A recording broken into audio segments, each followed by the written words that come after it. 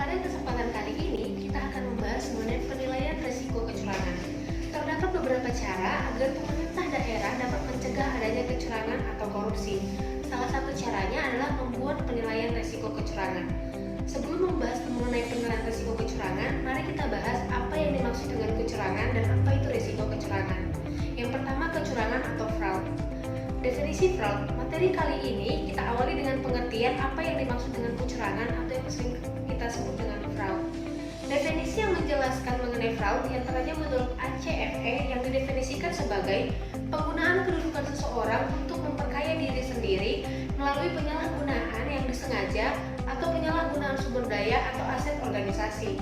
Secara umum, fraud mempunyai karakteristik perbuatan yang tersembunyi, ada upaya penipuan dan ketidakjujuran, serta keuntungan untuk pribadi dan merugikan pihak lain. Apa sih yang menjadi penyebab fraud? Mengapa orang lain melakukan fraud? Teori penyebab fraud yang paling terkenal adalah fraud triangle yang dikembangkan menjadi fraud pentagon. Teori ini menyebutkan adanya kesempatan, tekanan, rasionalisasi, kompetensi, dan arogansi antara faktor yang terpenting yang mendasari seseorang berbuat fraud. Teori pentagon ini akan dibahas lebih lanjut dalam materi korupsi. Kemudian kita akan membahas mengenai jenis fraud.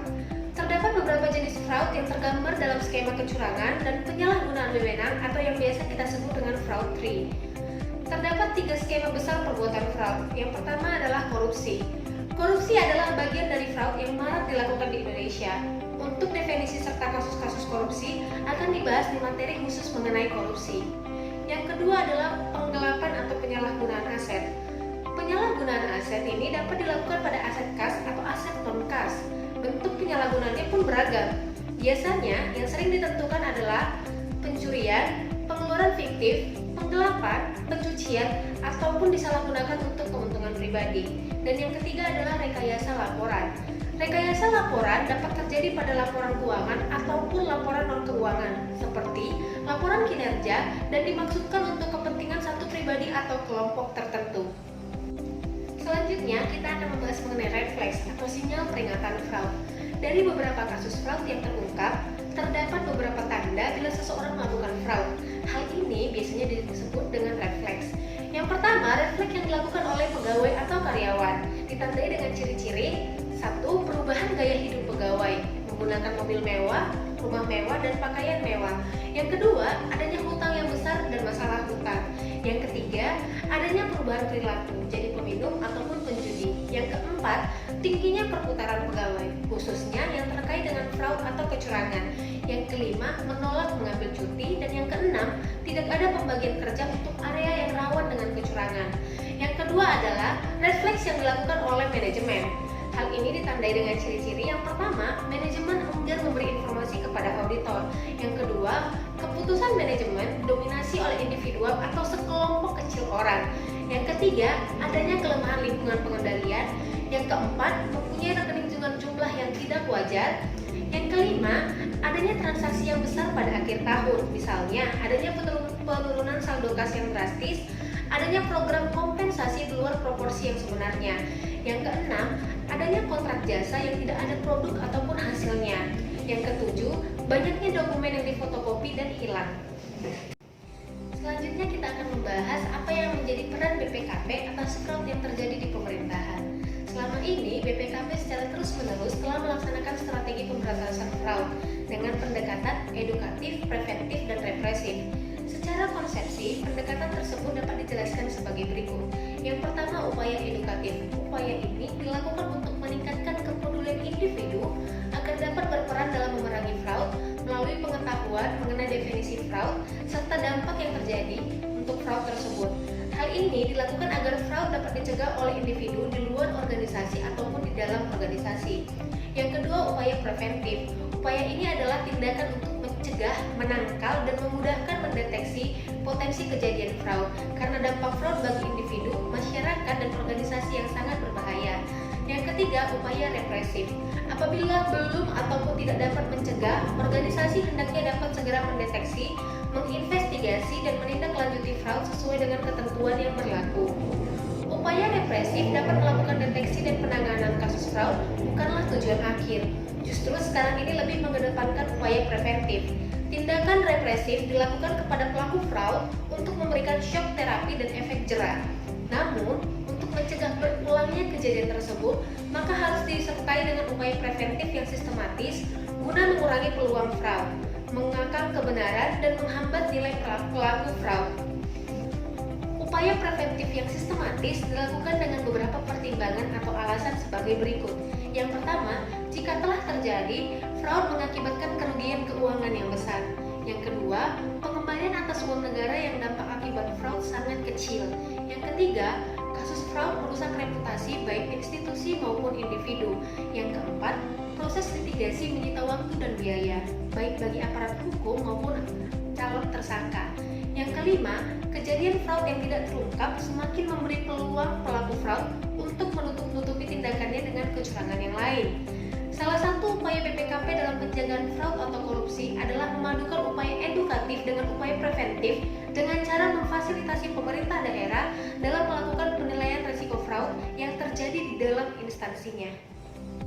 Sebelum membahas penilaian risiko fraud yang telah disebutkan sebelumnya, mari kita mengetahui apa yang disebut dengan risiko fraud, mulai dari pengertian risiko dan pengertian fraud. Risiko adalah kemungkinan terjadinya suatu peristiwa atau kejadian yang bila terjadi akan berdampak terhadap pencapaian tujuan. Dan fraud adalah perbuatan yang bersembunyi, ada upaya penipuan atau ketidakjujuran, serta keuntungan untuk pribadi dan merugikan orang lain. Sehingga jika disimpulkan, risiko fraud adalah potensi terjadinya fraud, baik yang dapat diperkirakan maupun yang tidak dapat diperkirakan, yang apabila terjadi akan menimbulkan dampak negatif terhadap keuangan, kinerja, dan reputasi perusahaan. Karena masih potensi, maka segala bentuk fraud yang belum terjadi namun mungkin terjadi dikategorikan sebagai risiko fraud. Setelah membahas definisi risiko dan definisi fraud, kita akan masuk ke materi penilaian risiko fraud. Perlu diperhatikan, penilaian risiko fraud ini dilakukan oleh pemerintah daerah dan jika dimungkinkan dilakukan pada setiap bidang atau program pekerjaan. Penilaian risiko fraud dilakukan dalam 3 metode. Yang pertama adalah identifikasi risiko kecurangan organisasi. Identifikasi risiko kecurangan dilakukan terhadap setiap aktivitas dalam proses bisnis kegiatan utama yang dipilih. Hal ini didasarkan pada pertimbangan bahwa setiap aktivitas pada proses bisnis memiliki tujuan yang masing-masing dapat mengandung risiko kecurangan yang berbeda sesuai dengan karakteristik dan lingkungan pengendalian pada masing-masing aktivitas. Yang kedua adalah penilaian kemungkinan dan signifikansi. Penilaian ini dilakukan dengan 3 cara, yaitu menilai kemungkinan terjadinya risiko, menilai signifikansi dampak atau konsekuensi risiko fraud, dan menetapkan tingkat atau status risiko. Yang pertama adalah menilai kemungkinan keterjadian risiko.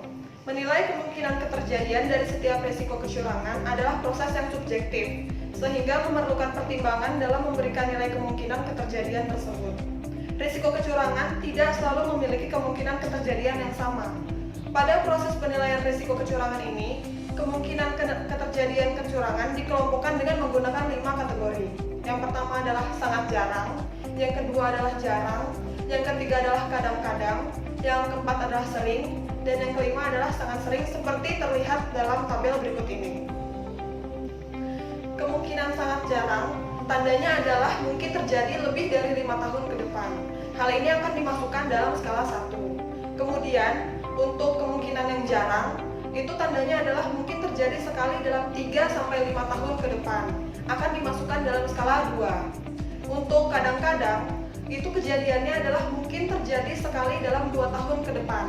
Akan dikelompokkan dalam skala 3. Untuk kemungkinan yang sering, itu mungkin terjadi sekali dalam 1 tahun ke depan. Akan dimasukkan dalam skala 4. Dan untuk sangat sering, itu dapat terjadi beberapa kali dalam setahun. Akan dimasukkan dalam skala 5. Setelah kita mengelompokkan berdasarkan kemungkinan keterjadiannya, kita harus menilai signifikansi dampak atau konsekuensi risiko kecurangan. Penilaian terhadap dampak risiko kecurangan dilakukan dengan memperhatikan hal-hal seperti berikut. Yang pertama adalah dampaknya terhadap penyelesaian pekerjaan. Yang kedua adalah pejabat yang melakukan penyimpangan. Yang ketiga adalah besarnya kerugian keuangan negara atau kerugian daerah. Dari 3 hal ini, dapat dipilih kriteria mana yang paling relevan. Kriteria penilaian terhadap tingkat signifikansi dampak risiko kecurangan dapat terlihat dalam tabel berikut ini. Jika dampak tidak signifikan, akan dimasukkan dalam skala 1. Jika dampak kurang signifikan, akan dimasukkan dalam skala 2. Jika dampaknya sedang, maka akan dimasukkan dalam skala 3.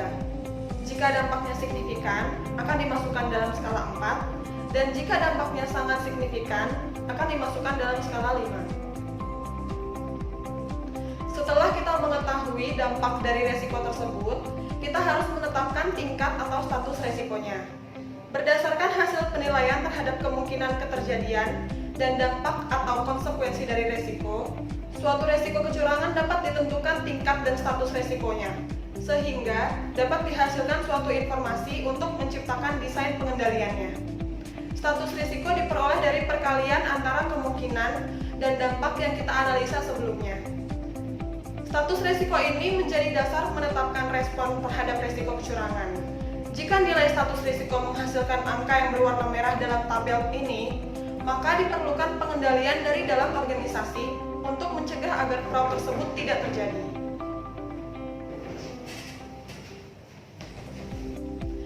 Tahapan penilaian risiko yang terakhir adalah penyusunan desain pengendalian tambahan. Setelah penilaian status risiko fraud, diperlukan penyusunan desain rancangan pengendalian tambahan dalam rangka mitigasi atau penanganan risiko kecurangan. Instansi atau organisasi perlu mengevaluasi apakah pengendalian yang kini sudah ada efektif atau belum, dan diperlukan pengendalian tambahan agar upaya pencegahan fraud lebih maksimal. Rancangan pengendalian tambahan diperlukan terutama bagi status risiko yang sangat tinggi atau berwarna merah. Rancangan pengendalian tambahan ini diharapkan mampu menekan dampak dan mengurangi kemungkinan terjadinya risiko kecurangan hingga level yang dapat diterima oleh pemilik risiko. Seluruh rangkaian proses penilaian risiko kecurangan ini dilakukan melalui 3 cara. Yang pertama adalah focus group discussion dengan seluruh petugas atau pejabat yang terkait pelaksanaan program atau kegiatan pada pemerintah daerah. Yang kedua adalah survei, yaitu pengumpulan informasi mengenai penilaian risiko kecurangan dari kuesioner yang diisi oleh pelaksana dan penanggung jawab kegiatan. Yang ketiga adalah wawancara dengan petugas atau pejabat yang terkait pelaksanaan program atau kegiatan pada pemerintah daerah.